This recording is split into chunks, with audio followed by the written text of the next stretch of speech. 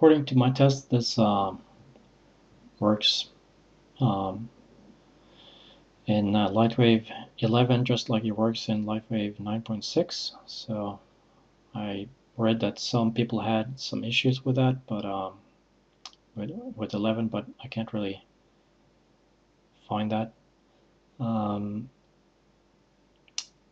So this is chromatic aberration that this plugin renders. So you'll see this as flicker. It's hard to eliminate that flicker though.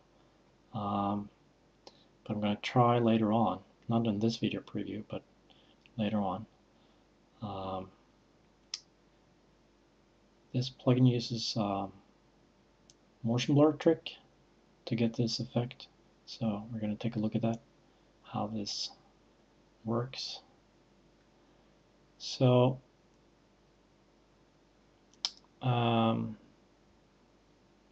right now I've set this scene or this glass sphere to have motion blur, classic camera, because perspective camera won't work. So classic camera, maybe that's what those guys ran into. Maybe they tried it with perspective camera, it won't work. So classic camera either works best for a round glass surface like this. So let's just make a rough render. So you can see that it goes through different color stages to create the result together with motion blur. So this is what you get, and you see this banding, and that's because we got very few passes here. So let's just increase that. Let's say 12.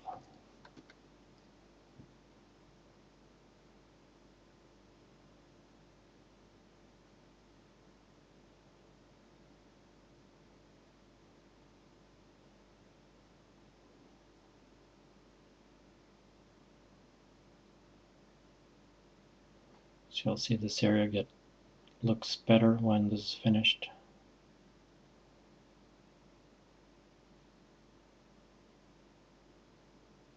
Okay, so you can see there's less banding here.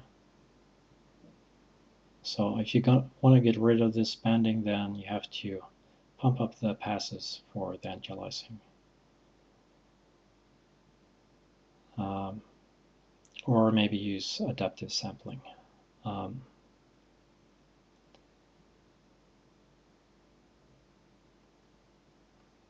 This plugin uses LightWave Caustics for creating this, so do have this one active. I can see I used the radiosity here, so that will make the scene flicker more, but I'm not really sure if it will make this flicker more. I don't think so. I think it will flicker like that when using pure ray tracing as well, because that's just how it works really. So, but if you want to try to eliminate that in this, when testing the scene that I shared, just try to uncheck this one. But I think you'll still get quite a lot of flicker there. Again, I'll try to remove that or reduce it later on in another test. Let's go to the surface. Now this ground surface has this plugin applied as well. So the ground has the plugin applied under shaders, and also the glass has that applied.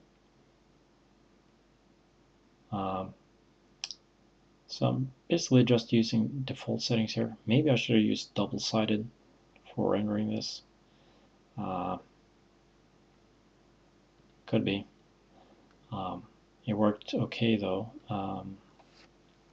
when using just single-sided, and it renders faster. But as you can see, it's not really the same. It's not giving the same result.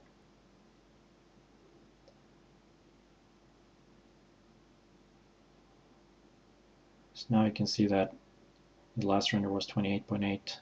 Now this is 28.8 right here. So it does take longer, of course, to render double-sided. About 30% more, I guess. Okay. So you can see what's going on here.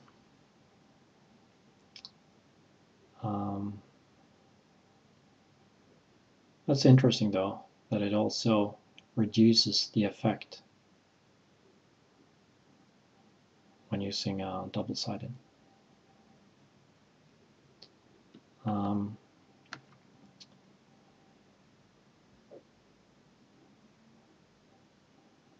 actually, let's just bring up that render.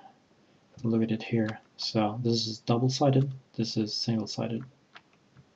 So it's quite a big difference. So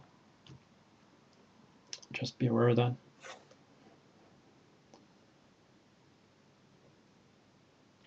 So I think I got it covered. Refraction index, I'll just put this to 1/1 just to test, really. So yeah, go ahead and test it, see what you think.